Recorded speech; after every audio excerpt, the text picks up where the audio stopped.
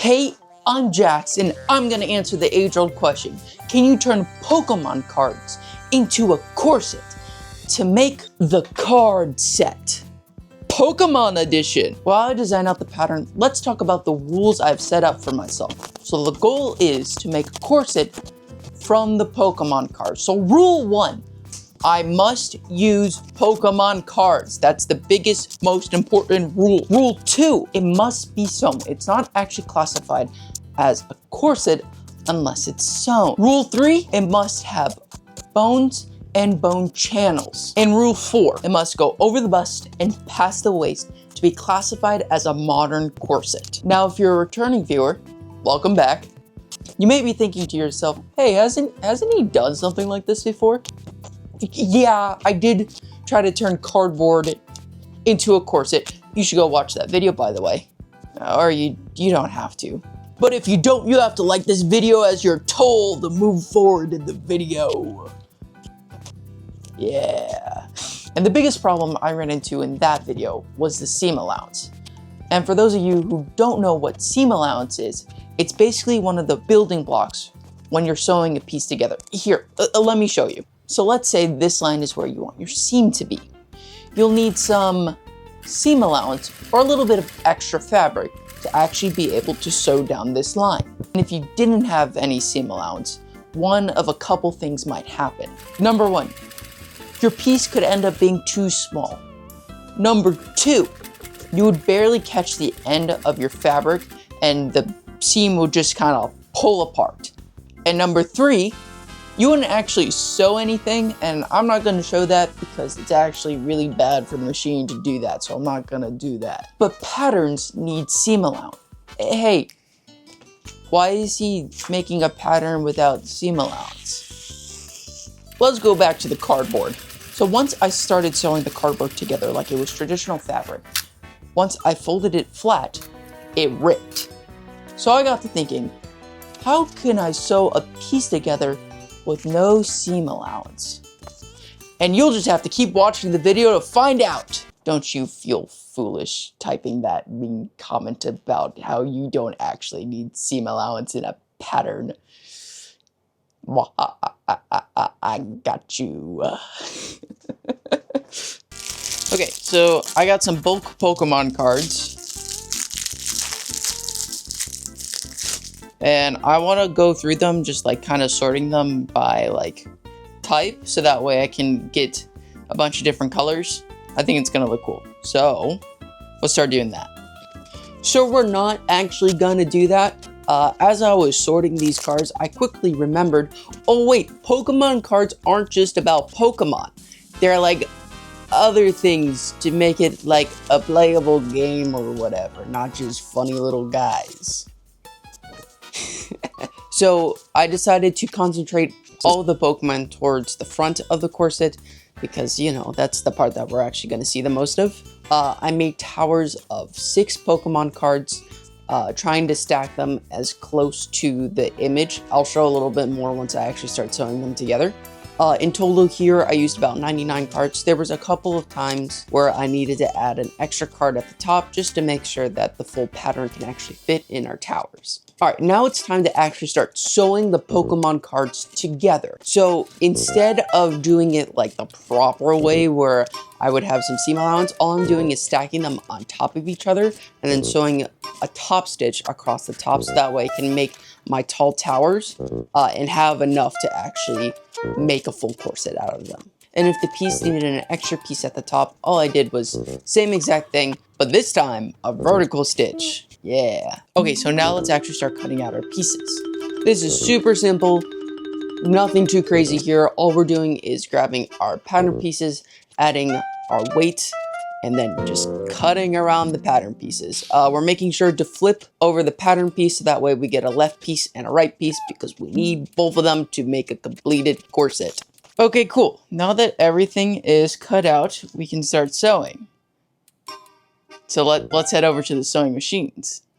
Okay, I'm at my sewing machine. And now it's finally time for me to reveal how I'm actually sewing this all together. This machine only does a straight stitch. So, say hello to my little friend. This guy does a zigzag stitch, and that's how I'm gonna be joining everything together. So let's take a look at that. This is POV, a new character gets to witness the unspeakable horrors. So this is how it's gonna work. We're gonna lift up our pressure foot here, basically push these two sides together and start sewing.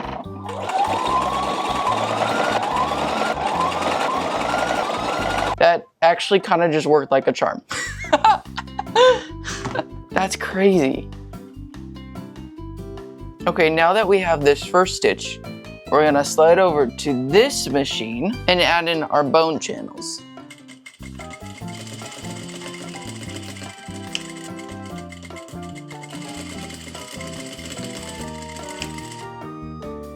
Cool.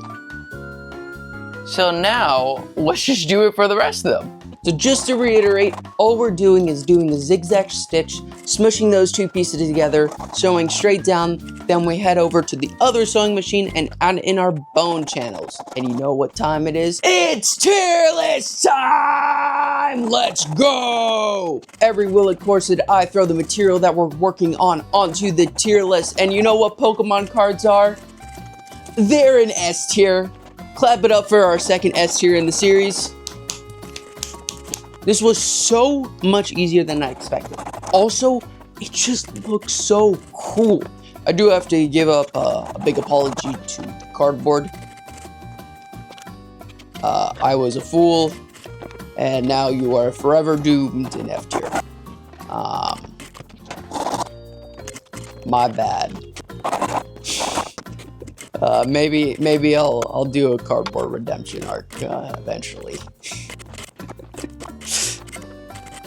Okay, so we're all put together here. Now we get to add our bones to our bone channels. So let's do that. All right, this one, we're just using plastic bones because I do not trust using any other kind of bone in this particular one. It is still cardboard. So all we're doing is cutting 1/2 inch from the top and 1/2 inch from the bottom. We're sanding off the edges to make it nice and smooth.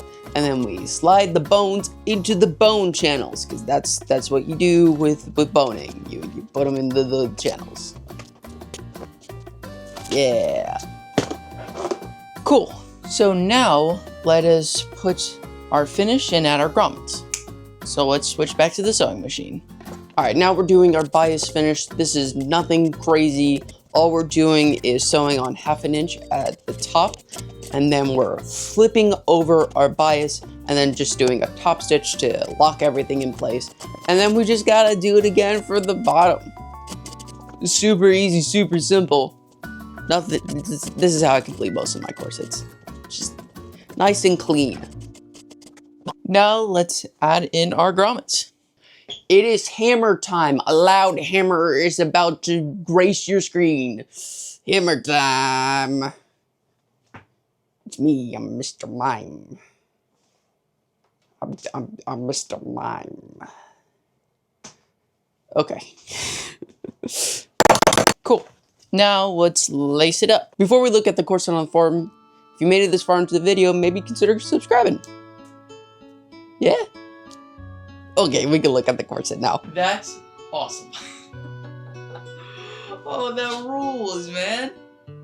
Alright, I'm gonna clean up all the threads and then talking in front of a green screen to close out this video. So there we have it, a corset made from Pokemon cards, and it followed all of our rules. Rule 1, it's gotta be made out of Pokemon cards. There it is, you can see the Pokemon cards right there. Rule 2, it must be sewn. You saw the sewing process to make it up to this point in the video. Rule 3, there must be bones and bone channels.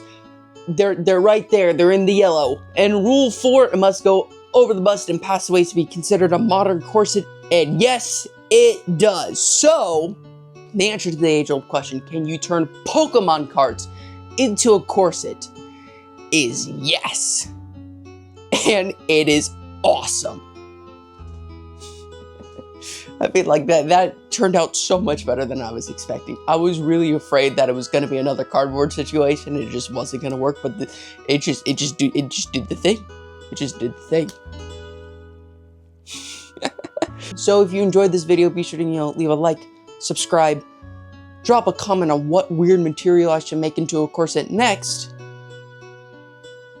And yeah, I'll see you next time. My favorite Pokemon is Oshawott.